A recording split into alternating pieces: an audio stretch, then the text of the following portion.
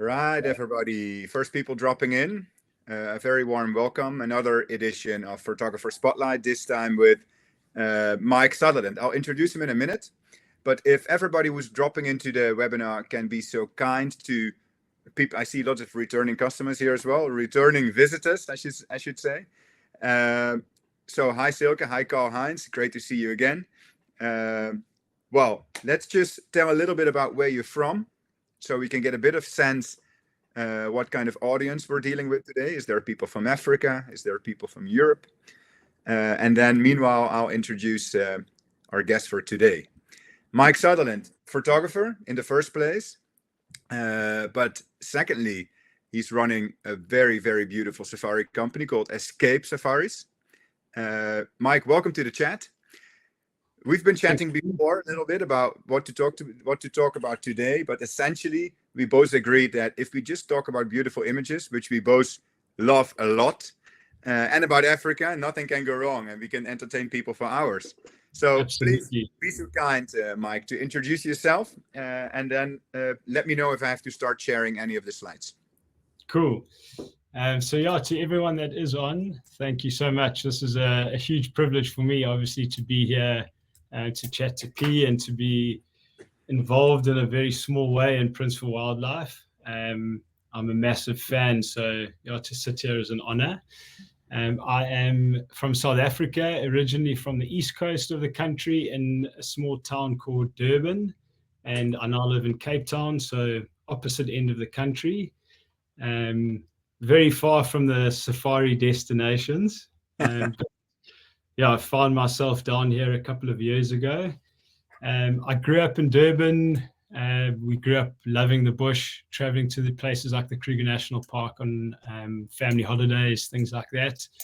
And after school, I went to university and studied in the property field. I'm a quantity surveyor by trade.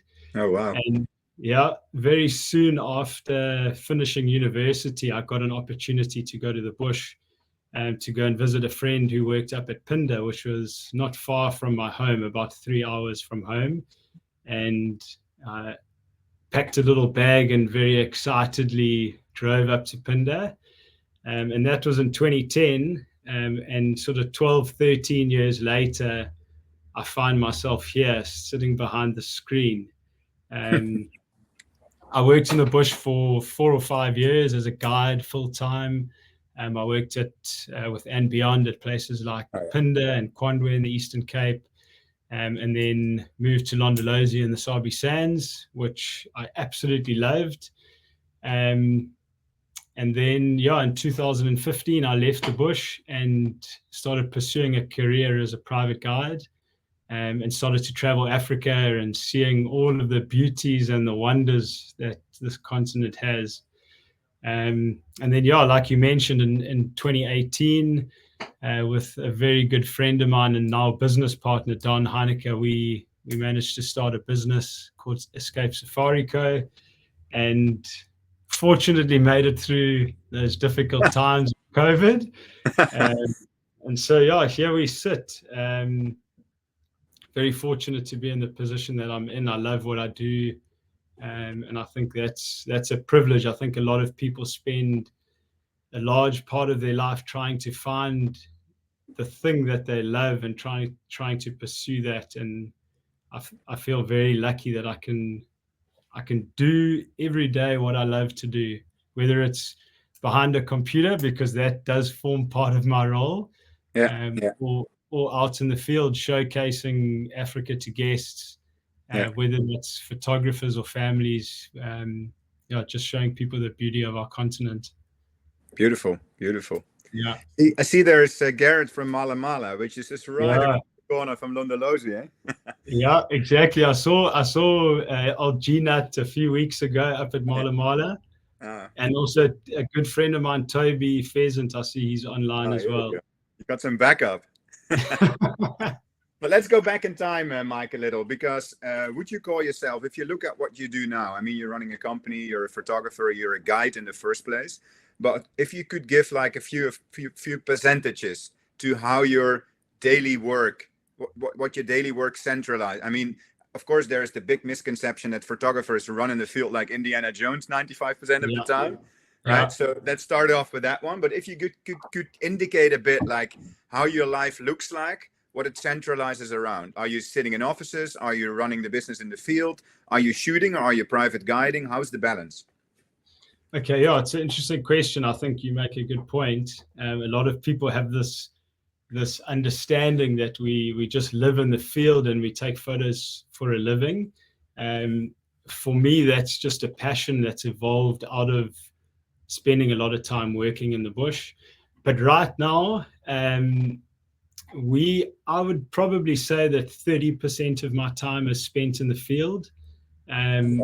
This year is a big year for, I suppose, many travel companies like ours. We're all trying to sort of recover from a couple of years of downtime, so a lot of deferred travel, etc. I've basically been traveling since April non-stop, with a few days in and out of the town or the city. But yeah, so I would probably say 30% in the field. Yeah. The rest of our time is spent in the office planning safaris. And there's a lot of nuances that go into planning very luxury, high-end travel. Yeah. And our business, we focus on sort of end-to-end solutions. So from flights to transfers and everything in between. So there's a lot of detail that goes into it, and we pride ourselves in taking a lot of care with that. Yeah. So yeah, 70% of my time is spent here behind a computer. I would love to say that I spend most of my time editing images, because that's a big passion of mine as well. Yeah. But unfortunately, the VAT returns and all of those things start to take precedent. So now you tell me, what do you like more, looking through a bino or through a camera? I think it's kind of evolved over time, P. When I first started guiding, I think you might have mentioned this, but I'd never picked up a camera. My brother is a very creative person, and he's been a photographer for a long time, and I always used to look at him and watch how he did things, but to be honest, I had no desire to photograph, but I had no understanding of a camera. And I think for many people, it's quite a daunting thing to pick up this very complicated piece of equipment and then start trying to take photos. And when I started guiding back in 2010, my after the first sort of cycle that I spent in the bush, I went home and I was sitting around a dinner table with my dad, and we were talking about all these sightings and all these amazing things I'd seen. And he just looked at me and shook his head, and he said, how can you remember these things in 10 years or 30 years time? You need to take some photos. So he gave me a really old camera, and I went back to the bush with this thing, and I tried, and everything was blurry and the saturation was out. And so it kind of intrigued me a little bit. And that was sort of the beginning of my photographic journey, I suppose. With, I think, people with curious minds, I jumped onto YouTube and started researching and trying to understand the differences between all these different settings. And that's kind of evolved now into me pursuing photography as a part of what I do. Yeah. You mentioned, well, your initial question was whether I like to look through binoculars or a camera. I think it's a bit of both, to be honest. Yeah. While I love to take photographs, and I think it's a huge part of what I do and who I've become as well, I think there's a lot more to the bush than just capturing an image. I think people need to be patient and take in their surroundings, look up at the stars, and of course. Sometimes it's amazing just to watch a sighting unfold through binoculars. And I think that's the kind of context that I've seen some people forget about in many scenarios. And so I think as a private guide, it's part of our role, while to help people get the most out of their experience and the photography, it's also to bring people back a little bit and say, if there's a blade of grass in front of the lion's face, we're out in nature. Do you know what I mean? And perhaps in some ways, I mean, if you look at someone like Isaac Pretorius and his work, you can use that in an artistic way if you want to. Yeah. See, what the question resembles for me as well is, let me just first ask you, if you're out in the field, that 30%, is that like a mix between private guiding without a camera in hand, or guiding photography groups with full photographic service? So how is that made? I mean, just tell me a little bit about it before I dive deeper into the matter.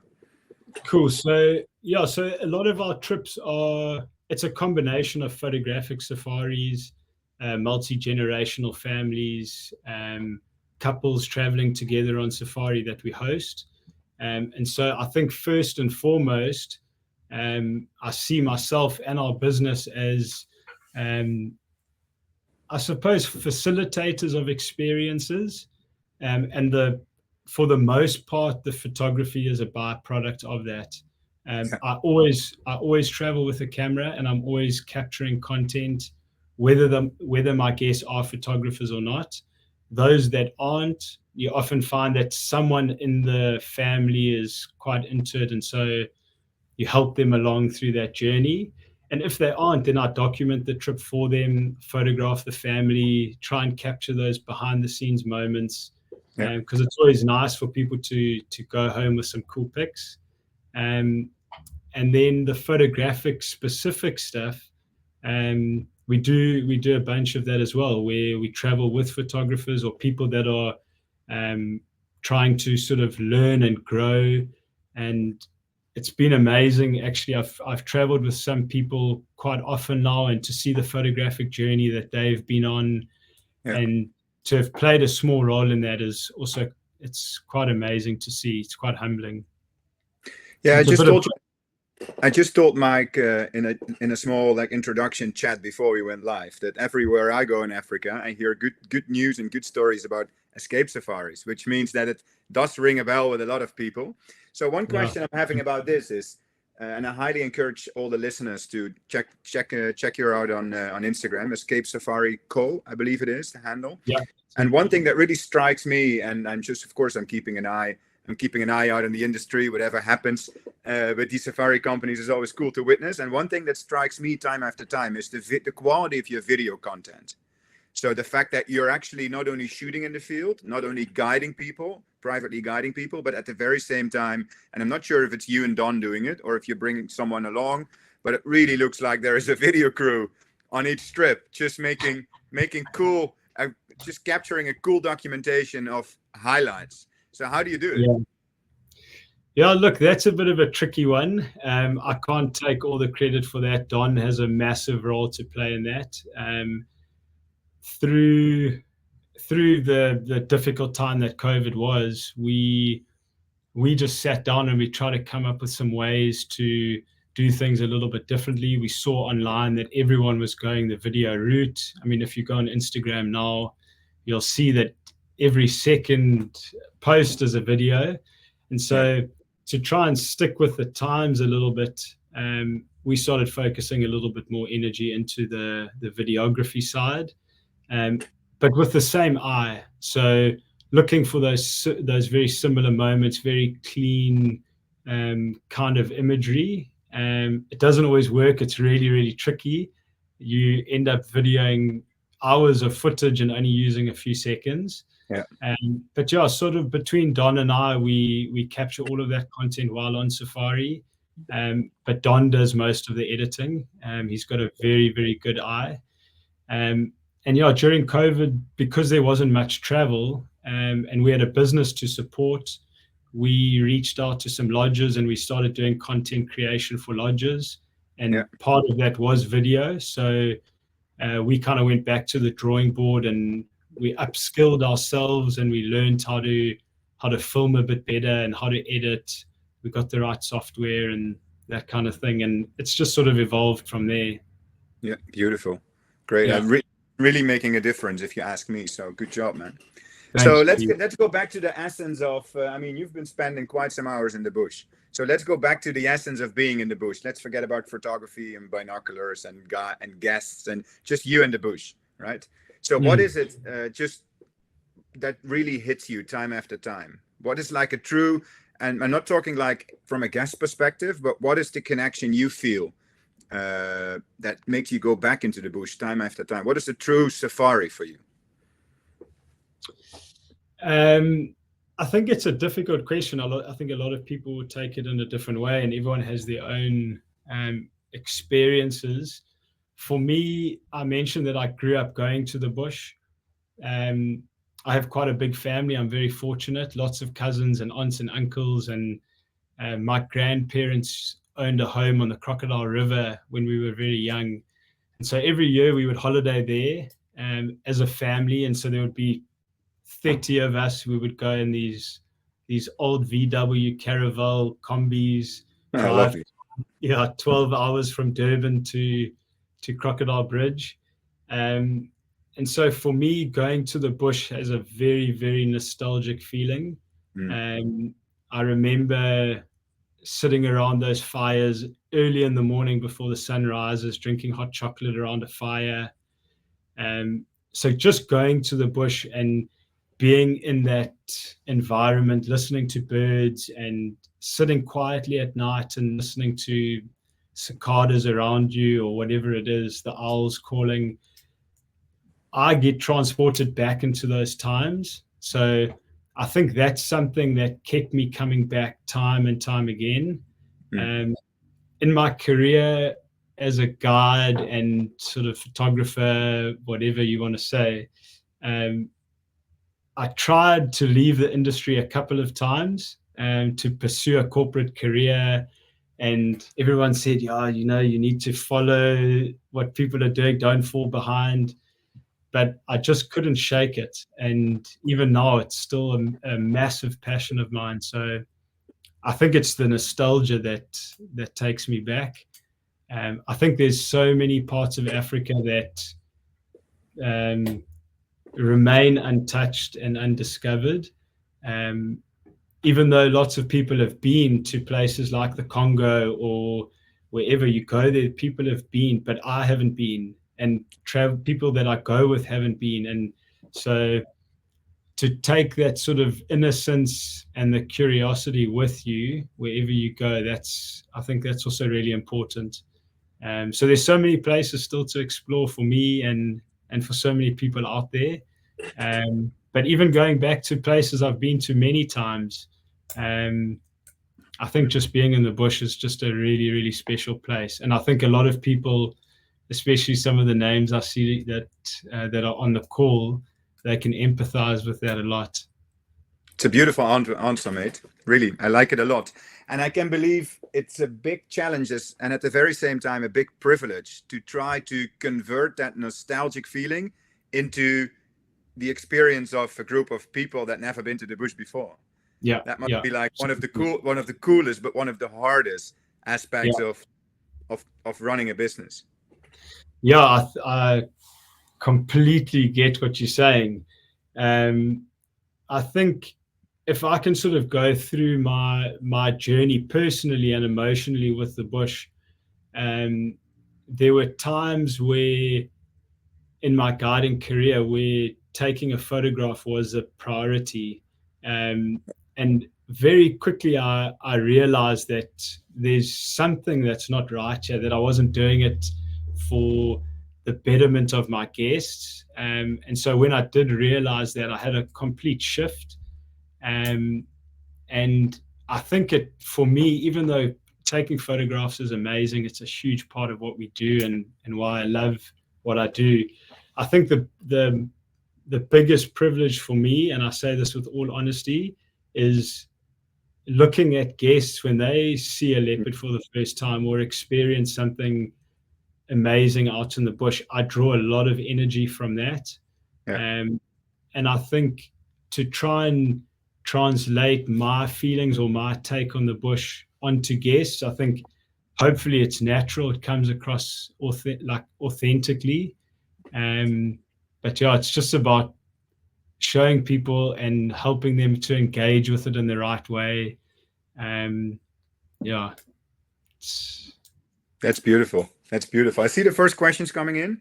People in the chat, if you want to ask Mike anything, feel free to drop your question in the chat box. Meanwhile, I'll run through the questions in a few minutes. Meanwhile, I'll start a little slideshow we prepared. I'll skip the first few, Mike, because we've been talking about that a lot already. Let me first find the right one. That's this one. Let me see. Yeah. I think you should be able to see it now, right? Full screen. Yeah, got it. Is that right? Cool. Yeah, that was a short introduction, but I mean, we've been chatting 20 minutes already. So let's first dive into the image of this year. I mean, you've been a contributor since last year with an amazing image, which I unfortunately can't show because it's not in this presentation, but let's focus on the image of this year. And just tell us a little bit about how this incredible moment came about and what did it take to get to the point of shooting an elephant in the water at, I'd say, 5 meters away, 10 meters away? Yeah, P, when I look at this image, I actually get like flutters in my heart. Just looking back, because we spoke about this before we went live, but one of my main reasons for taking photographs is to be able to capture a scene and then look back years later and relive those exact moments and feelings through the image. And I don't know if it translates to viewers, but at least for me, when I see this, I know I was sitting on a canoe, like you say, meters away from this big elephant bull. And I don't even know how I had the frame of mind to capture the image. So this was taken in Mana Pools back in 2017, with a really cool English family who I'm going on safari with next week. We're going up to East Africa. Wow. And we'd been in Mana, and for those who don't know Mana, it's in the northern part of Zimbabwe on the Zambezi River, very well known for amazing wildlife photography, this beautiful blue haze that you get there, and good light, and also very famous for these elephants that stand on their back legs and they reach for the anna trees, the winter thorns. And this particular elephant, he's known there as Boswell, named after a circus. Is it a circus clown or a circus operation, Boswell Wilkie? Because he can stand on his back legs like that. Yeah. And we had been in Mana Pools for about 7 or 8 days, and on one of the afternoons we decided to do a small canoe safari down the river. And yeah, this is just moments before, and in the Zambezi, it's a huge river, as people would know, but you find these small little channels and parts of the mainland that have broken away and formed little islands. And this elephant was feeding on one of those little islands, and it often happens where the elephants will go from the Zimbabwean side to the Zambian side. They feed there and then they cross back.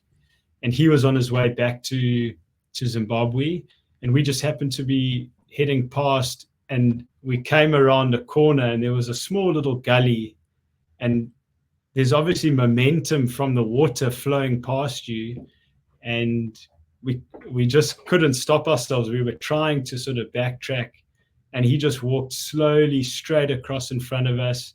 He turned his head, gave us a little head shake, and you can see in the image before there's all the movement around his legs. And so yeah, you can see there he's putting his ears up and looking straight at us. And yeah, we managed to capture a couple of images, and then he just walked off slowly back into Mana Pools, and that was it. We sort of all looked around, our jaws on the bottom of the canoes. God, I can't imagine. Hearts in our throats. And yeah, I mean, I didn't even realize that I had managed to capture an image like this. And then a day or two later, when I got home, we looked back and that was sitting there in the camera. Beautiful, man. What a story. Yeah, it And was an I amazing. mean, and seeing a scene of Boswell in the water where people usually travel all the way to Monopools to see him standing on his legs in the forest. Yeah. That's another thing, eh? Yeah, exactly. So it was a very unique moment. I think we were very fortunate, but I think a lot of wildlife photography is like that, the Yeah. right time and right place. I don't know if I should maybe answer one of the questions there. There's Sure. Go for it.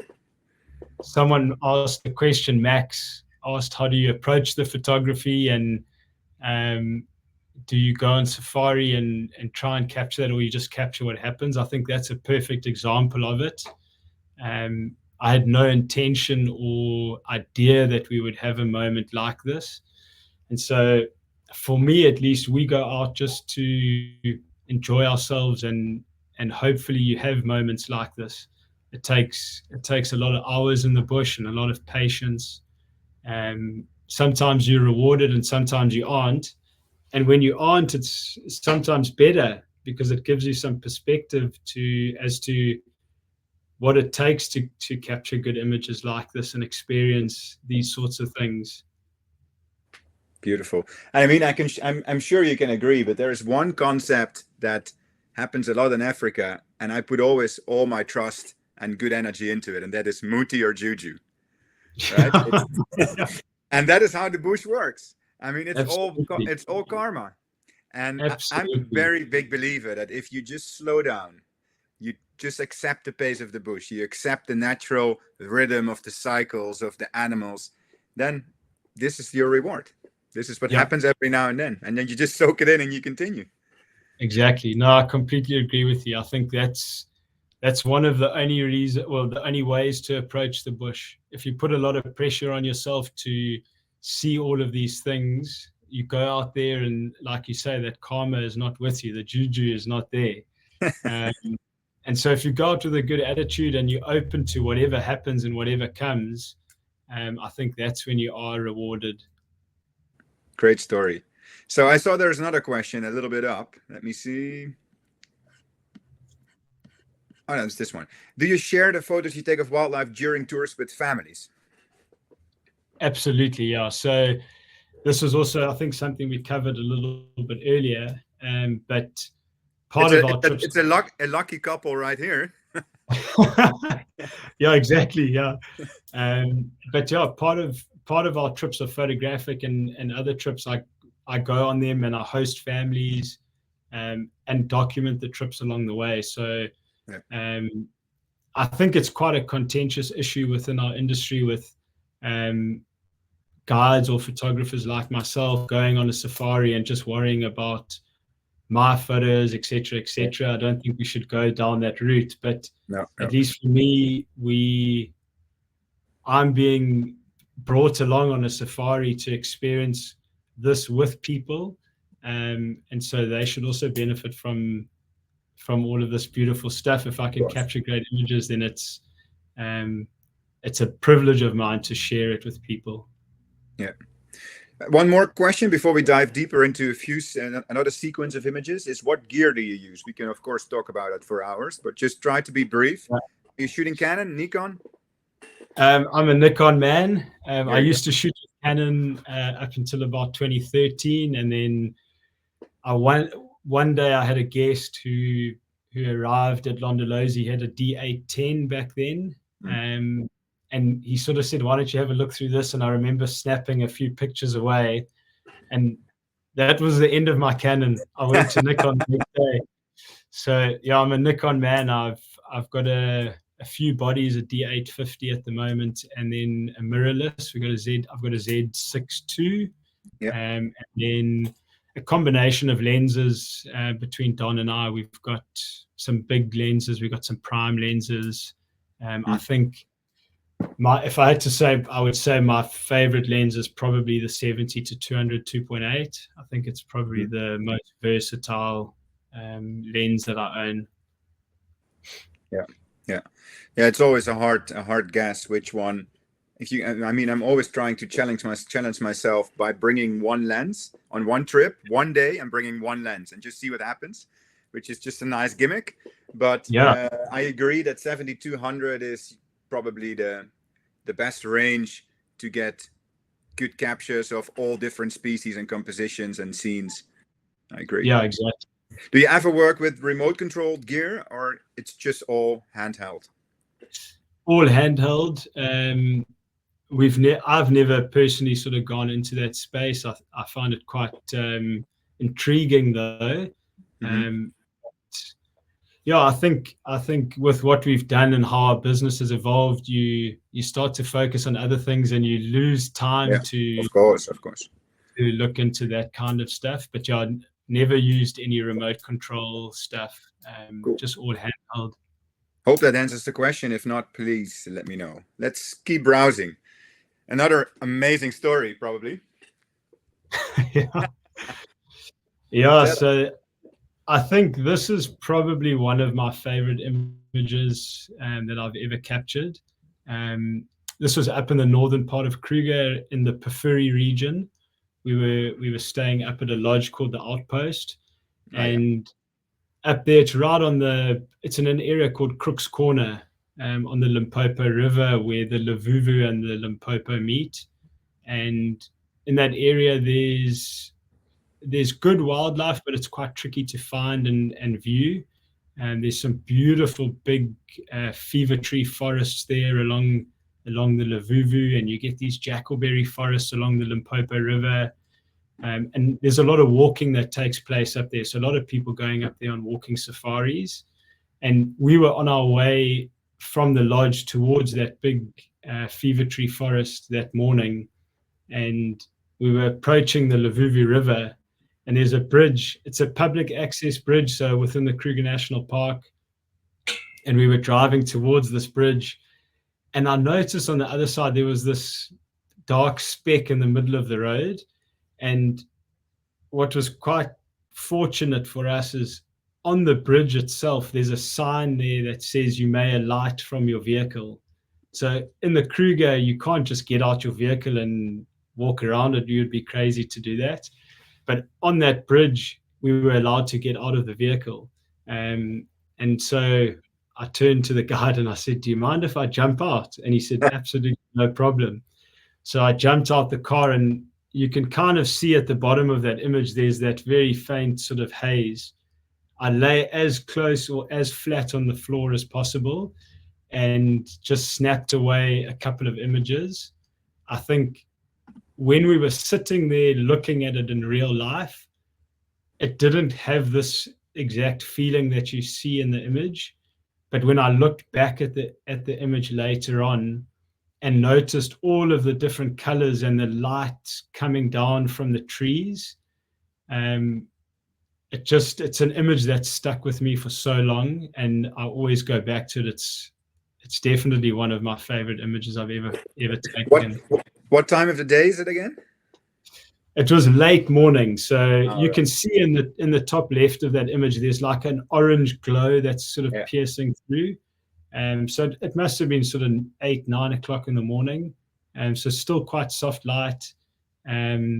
But yeah, I love the pastel colors. It's sort of got this Disney World, Jungle Book type feeling to it. Totally. What an image. At first instance, it could also very well be Zambezi again, eh? Exactly. Yeah, that was my first response when seeing it. It's incredible that it's completely different direction and deep into Kruger.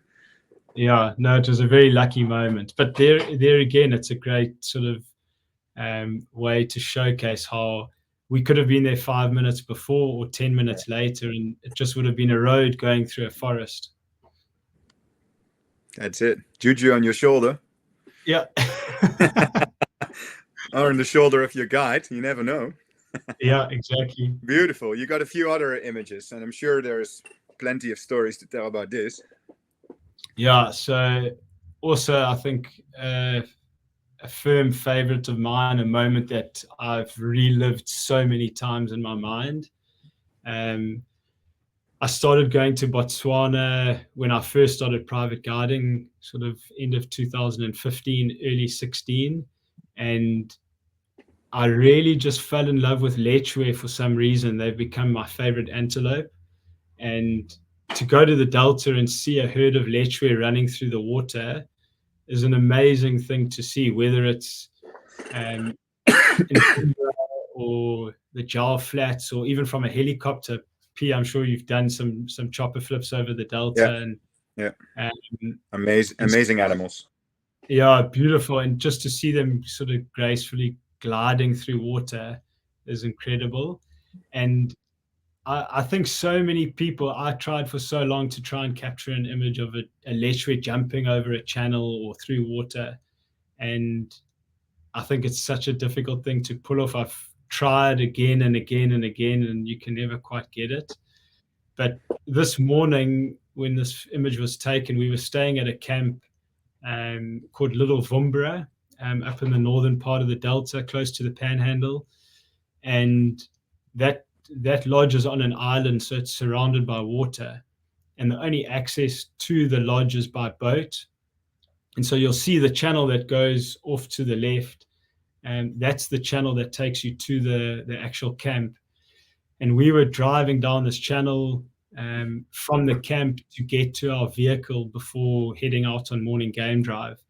And very typical of clouds of the Delta, the sun rising. And while we were driving down the channel, I heard some kudu alarming off, just off the channel on one of the small islands close by. And so I sort of tapped the guide on the shoulder and I asked if he could hear it, and he turned the boat off and we could hear these. Oh, you're right there. Sorry. No stress. All good. Sorry for interrupting your story. Go for it. No, all good. Yeah, so we heard these kudu alarming and we stopped, and we kind of tried to work out what was going on. And after a few minutes, and now we had momentum obviously down the channel and we were floating slowly, and we actually managed to spot a leopard off in the distance walking through this island. But with the kudus alarming, they alerted a small herd of lechwe close to the channel, and they all sort of pricked their ears up and they started looking off to that island. And then as soon as that leopard disappeared, we lost sight of that leopard. I could see the lechwe starting to get uneasy and moving towards the channel. So I remember I tapped my guest next to me and I said, get your camera. And he gave it to me. He said, I don't know what my settings are. So I quickly changed the settings, and he picked up the camera and I picked up mine, and we snapped away. The best and worst part of the story is, for those who are quite OCD like me, my image is a little bit blurry. The head of that lechwe is not fully sharp. What makes me so happy is the guest has a perfectly sharp image. The same. But yeah, so these lechwe turned, and as we had our cameras ready, one by one they jumped across the channel, and this big male took just an absolute massive leap, and we caught him full flight. So yeah, they all ran across the channel and then sort of disappeared off into the distance. The kudu still alarming behind us. And then we sort of started and carried on, and that was it. Incredible moment. And isn't it a little story in itself that you as the guide is just losing the focus? That's beautiful, I think. Yeah. The best. Yeah. Yeah, it gives a little bit of insight into guest first, eh? Absolutely. Well, everyone tries. Yeah, we all try. Yeah, beautiful moment. So were you lying? It's kind of it's a low viewpoint. Were you lying in the bottom of the car? No, so we were on a small boat. Oh, you were on a boat? Oh, sorry. Okay. Yeah, so we were on a boat from the camp to where the game drive was. And so we were quite low in the water's edge. Yeah, which kind of gives you that perspective. Yeah. I think that's also something that I focus on quite a lot, is to try and get lower angles where it's possible, trying to position vehicles in the right way to get perspective. And I think that's maybe a takeaway for a lot of people. Just vehicle positioning is a huge one when it comes to photography. Yeah. Just to try and get perspective from an animal's point of view. I'm not suggesting jumping off cars next to leopards and that sort of thing, but there's always a way to try and manipulate or maneuver a vehicle to get a better angle.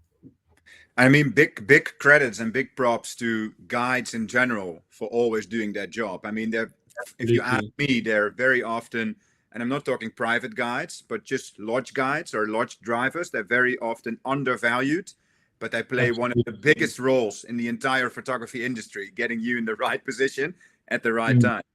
So I completely agree with you.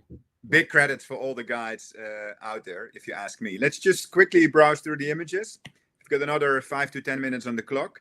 A few questions in, which we'll answer towards the end. Just tell us a little bit about this image.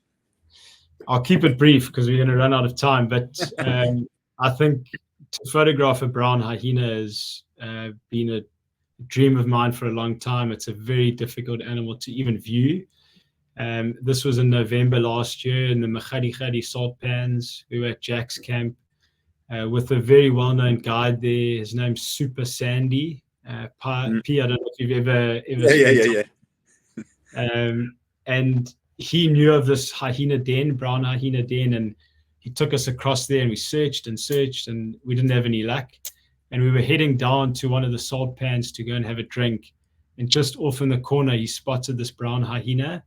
And I mean, luck would have it, it just decided to cross the pan in front of us in the sunset with that little springbok standing, or big springbok standing in the background. So yeah, I think it also another dream moment for me, for sure. Lots of elements and variables coming together in one image. Exactly, with the lala palms, and yeah, it was very, very lucky. Yeah, just connecting to Toby's question, is there a shot you're still dying to get? What's on top of the list? Tobias, very tough question. It's a long list, eh? There are so many. I don't know. I can't think of one offhand, Tobes. I'll have to send you a message after this. But I think maybe to see certain animals, that would be an amazing thing. To see a polar bear would be incredible. Things like that. So one shot I'm dying to get, I can't think of one offhand. I'll try and give it some thought though. There we go. How do you manage your workflow? Ronald is asking. Do you wait until you're done with the safari, or do you do post-production in the field? A little bit of both. We kind of covered a little bit about social media. I think it's always important to try and stay present and relevant and consistent there. So while we are in the field, we're always trying to edit as much as we can. A large part of our days in the bush, particularly on photographic trips, we with guests editing photographs. And so to go through pics while those moments are so sort of front of mind is always really cool and interesting. In terms of workflow, I think it's evolved over time. I think the more time you spend in the field and the more photographs you take, you learn to get quite ruthless with the images. You can take 1,000 images but only be left with a couple hundred, and even of those you might only have 2 or 3 or 4 that you're happy with.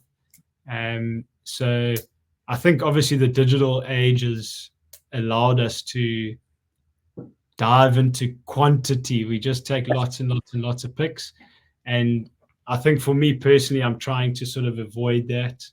So that's, and I would suppose that that's part of my workflow is to avoid just taking a photo for the sake of it. But yeah, then getting back to the lodge, uploading images onto a hard drive, importing them into Lightroom, and then being very selective about which images to edit. The workflow on Lightroom, everyone has their own different workflow. And yeah, so I think it's a little bit of a combination. I think your workflow starts from when you're out in the bush. And I mean, let's just I just wanted to dive a bit deeper into it, but let's forget about it. Let's just keep browsing. There's a few more images which I know already, and I just want to hear the stories quickly before we hit the 45-50 minute limit. Okay. Roger, is that Roger Bowron coming in here? Yeah, Roger, you're right. We met in Botswana actually recently. That's cool. Yeah, he's a brilliant guy, good friend of mine. Yeah, so this image was taken in Lower Zambezi National Park. P, I know you were there, Tuscan, Maine. This was taken with Carl Branch, who is a very, very dear friend of mine. And in fact, the reason why I got into the bush, I went to go visit my friend at Pinder. That was Carl Branch. Here we go. Yeah, so this image was taken there. It was within 1 kilometer of their camp. We left early in the morning, and we went out searching for, I think we were searching for wild dogs who had been seen hunting buffalo at the time, which was unbelievable behavior to witness and try and capture.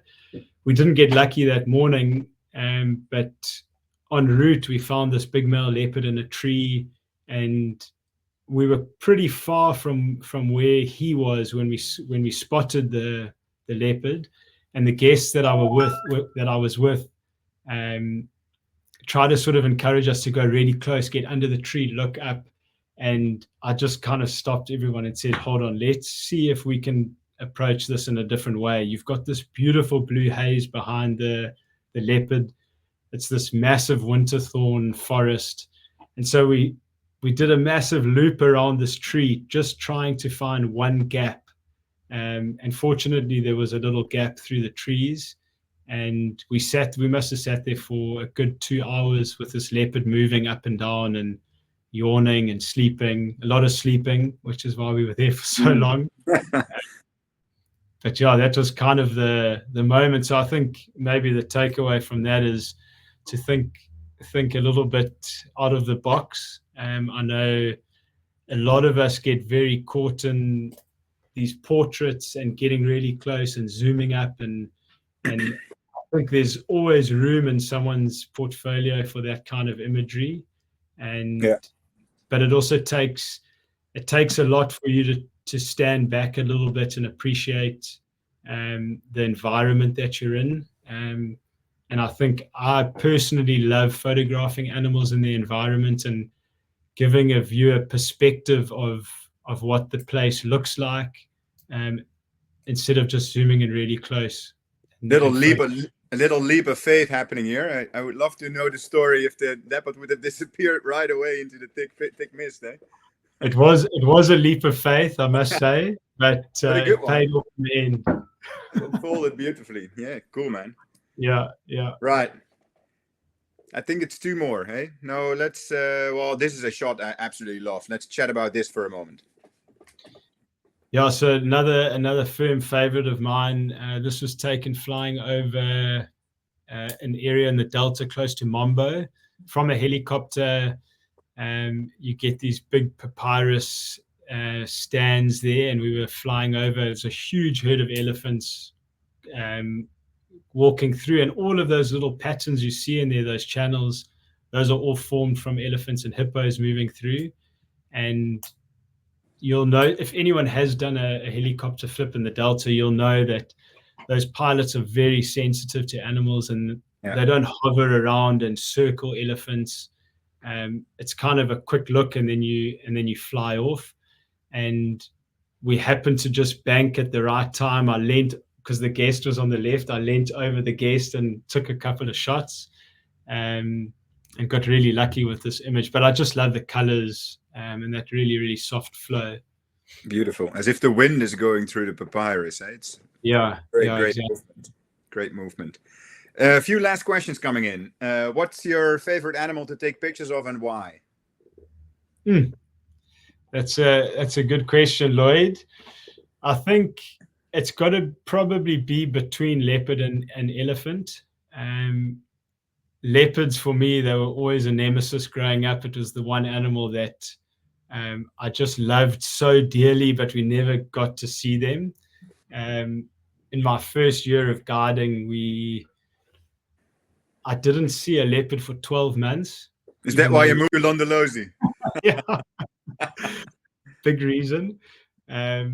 So yeah, to photograph a leopard is one of my favorite things to do, and I can spend hours and hours and hours with them. And then I think elephants, because they're so intriguing. Elephants are always busy doing things, but photographing an elephant is not an easy thing. It's a very, very challenging thing to undertake. So I like the challenge of photographing elephants, to try and see how you can do it differently, how you can use light differently, different angles, different environments. So I think probably my two favorites. Yeah. Cool. Last question, best question of the day. Mike, lion versus tiger, who's winning? So there's a little bit of a backstory there, P. I thought so, right? Dougal is a young friend of mine from the UK. We were on safari together probably 5 years ago now. I'm sure he's grown up quite a lot since then.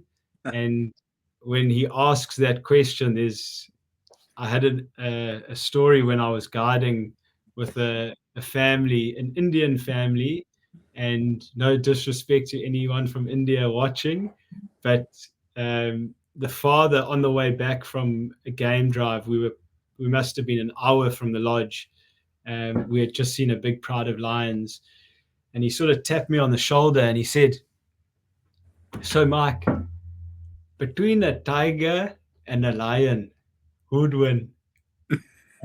And I took this comment really seriously. So I explained all the different things and why I think the tiger would beat a lion.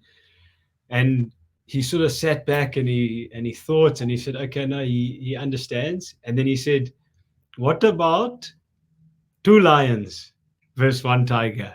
And it went on and on like this until we were approaching the lodge. We must have been on 17 tigers versus 5 lions, 2 leopards. So yeah, that's why Dougal's asking that question. Good little backstory. Yeah. Cool. Right. Let's move towards the end. One last image. Cool. So this is also Mana powerful as well. Tell me about it. Yeah. So Mana Pools, my first ever trip to Mana Pools back in 2014. Yeah, that place, just the dust and the light, and to be able to capture something like this was sort of not even in my wildest dreams. I'd heard about this place and I'd seen images, and we were on a long walk the one day. I was with a few friends, and on the far eastern side of Mana Pools, there's a big wilderness block there where... P, are you still there? I think we might have lost him. But for those who are still on, we were in a big wilderness area, and so I'm trying to see if P's returning. But yeah, it was approaching sunset, and a massive herd of buffalo was close to the river, and they were all heading down for a drink. And as they turned and headed back up to the woodlands, and they kicked up all of this dust, and we were looking right into the sunset. And as the herd sort of passed a big dusty area, we managed to capture these not too far, probably 50, 60 meters away on foot, and ended up with quite an amazing image at the end. There you go. Are you back? I don't know what happened. I thought I lost you. I tried to ask for thumbs up in the chat, but nobody came. So I just assumed you were gone. But yeah, let's briefly talk about this last image, and then we're calling it a day. Cool. So I was still chatting through. I don't know if anyone got what I was saying. I might have been off. But this is taken in Mana Pools, sort of in the very, very last bit of light. A big herd of elephants down on the river, and we had been on a long walk in a big wilderness area. And kind of heading back to camp for the evening, and this huge herd of buffalo walked out from the river in front of us, and they were directly in our path to get home. And we were looking right into the sunset, and so they were kicking up all of this dust, and we sat very quietly behind a termite mound as they crossed out in front of us. I think a couple of them might have picked up the wind, hence that one sort of looking up with its horns towards us. The original image is very, very saturated in orange, but you can see I've kind of brought a little bit of blue tinge in there. I thought it would be nice to make it a bit more moody, But yeah, I've also an amazing moment to be on foot with 500-600 buffalo, with no car in sight, nothing behind us, in the camp probably 500-600 meters behind the buffalo. So we Beautiful. sat patiently, waited for them to all pass, and then snuck home. Cool, man. Right, let's quickly go back to the one image that is on offer this year, and that's where we're gonna say goodbye for today. Here we go. This is Mike's image for this year. August 28th, we're launching. Be quick, because we have less images available this year versus last year, which means that the images that are available are of higher standards even, and they're going to sell out quicker. So if you want a copy of this and want to support conservation by donating $100 to African Parks, this is your chance to get a beautiful Mana Pools image.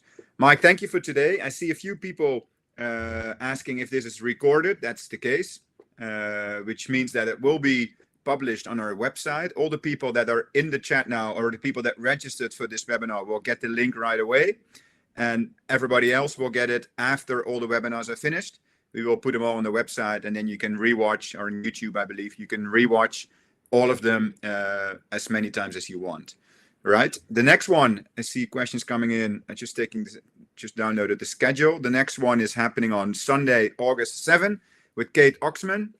And the day after, Andrew Avely, two photographers with incredible stories, different subjects this time.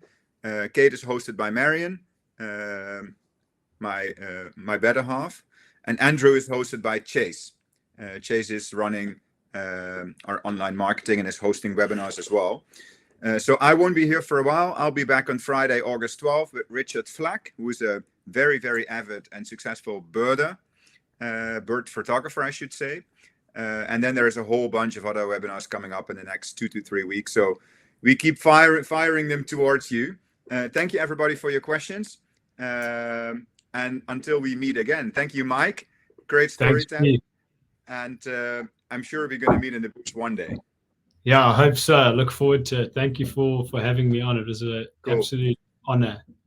Thank you. Thank you very much, everybody. See you next time.